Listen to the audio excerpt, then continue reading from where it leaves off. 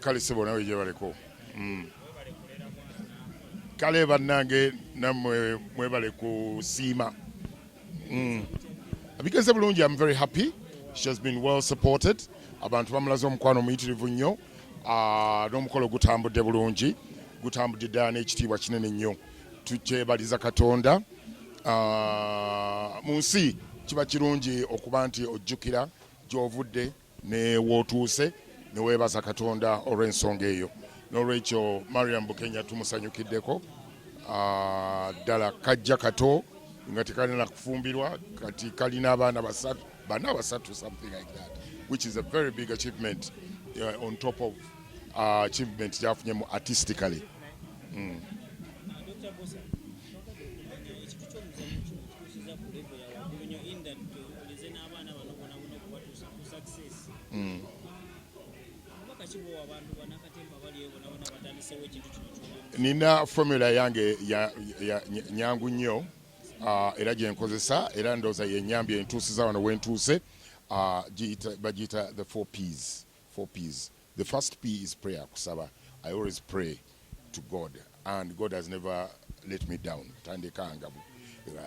The second one is passion. Nkyagala. Muli nkyagalira ddala kyenkola. The third one is patience, obugumiikiriza. Okubeera omugumiikiriza nga ekintu ogumikiriza paka wonobeera successful. Ffenna twatandika wansi okutuusa wano we tutuuse. And so on. Then akisembayo persistence, okulemerako. Abantu abamu bapapa wabagenda okulaba tebafunamu kasente biki nga bapapa nga bakwataganya n'ekintu ekirala bwe kityo. But with those 4 P's, at least for me, binkoledde nebiyamba nebituusa n'abo abalala bempasinze on this idea nabo I think I've been successful. Mariam kati nga bwe mulaba, I mean they have been following my system, my formula.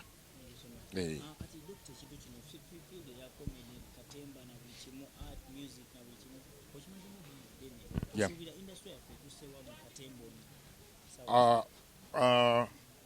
Initially it was okay. Naye kati ennaku zino abaana abavubuka aba .com abayingiddewo bakitandise kukitunuuliramu kati tebalina gundi qualities ziri passion. Tebakyagala bagamba nti mbuliddwa ekyokola kaneenyigemuko wano nkubirire ekintu ntu njoke nkole eki nfuneyo akasente okusobola okusurvivinga. They are doing it for survival okubeerawo naye they are not doing for passion. Edda ekintu kino ate nga te Ugandans mu butuufu tuli talented. Mu Africa ntambudde ndabye abantu ndabye ba artists, but Ugandans we are more talented.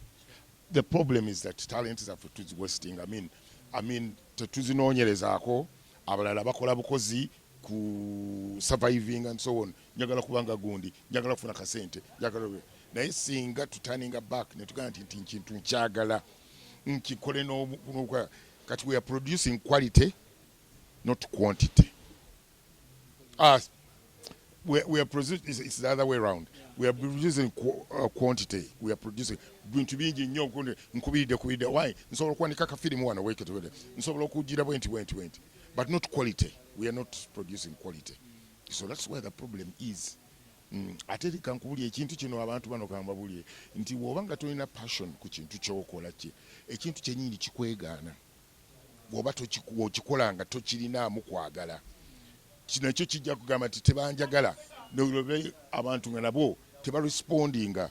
Omuntu weebuuza nti lwaki abantu tebarespondinga ekintu kyange lwaki kintu lwaki kikomye wano lwaki tebakiriige. It's because you haven't shown the passion to it. So basically kyekyo. Emabegako waneeno omukulu Katolo Lwama yalunkize ekibiina kye eky'abannakatemba n'akola ne kabineti eyiye ng'agamba nti bagenda kufuna ssente bakikyabwe national cake naye abantu abamu ate babudde ne bakivumirira. Kitwagadde okumanya mwegaba Ebonies temuli part of this thing oba kubanga mwena muli bannakatemba? Tetuli not really because ebintu ebimu babikolera eyo tuba tetumanyi. They have never approached us. All I can say, they have never approached us on this. But I still blame this. I blame it ku government. Government twetaaga body, twetaaga ministry to wumba ffe aba artists Right now the ministry eriwo we are just a department. We don't have a full-fledged ministry. Tukwata wamu minister ne offices ebinge tutwalira wamu. So that is why people on our government why those akankulea akantu akasobola okungatta wano atono mulala n'alowooza nti because kusenga tutwala ina ministry n'omutemwa mu gundi mu budget bali badde batutemerako. Omanyi this is a very expensive venture. So twetaagamu help. Naye kakati kyekituleetedde abantu magana nti tufuneyo obusente ndowooza tutandikirewo ka group kano sobola okufunayo ka sente kano tutandikiro gundi eno sobola okufunamu akasente bwe kati. That is the bigger the only thing we need is a ministry, and that's where other countries are beating us. They have ministries in charge of this. For us, we've just got a department, a ministry nenga tulinamu ka department era ndowooza ne office kaffe akaliwo soza nkalimu ne bench or something like that. So that's where the problem is. Naye kinaba kiri solved differently. Wajja kubawo body etugatta tubenga tuli wamu, then we can also have even those sub committees of us go ebyo obutonotono obugenda nga butufugirira naye nga buli under one body eri awo naye nga muntu si coming up with ene gundi committee ene gundi kutugiragira. Abawagizi ba Ebonies soka mbebaza mwebale kutuwagira mutufudde kye tuli, so tuba respecting nnyo, then tubategekedde ate ebirala ebirungi ebintu byetaddemu ebirungo. Right now tulina love triangle lenya which is running ku gundi mu theatre. However, this weekend yo twabakomerezaawo ku London Quagmire bamusabye reloaded abantu bamusabye naye abantu abali up country namwe ate tubaleetera dekabusa kwegamba abantu baffe abawagizi baffe mutwettanire nnyo kubanga tubaleetedde ebipya ebirimu ebirungo ebisomesa ebyewuunyisa ebyokya ebyakabi byonna tubibaleetedde. Tetujja olwokuba mutuwagidde bwe mutyo tetujja balekerera ffe tujja kubanga tugenda tuleeta ebipya tujja kulemerako kale sebo.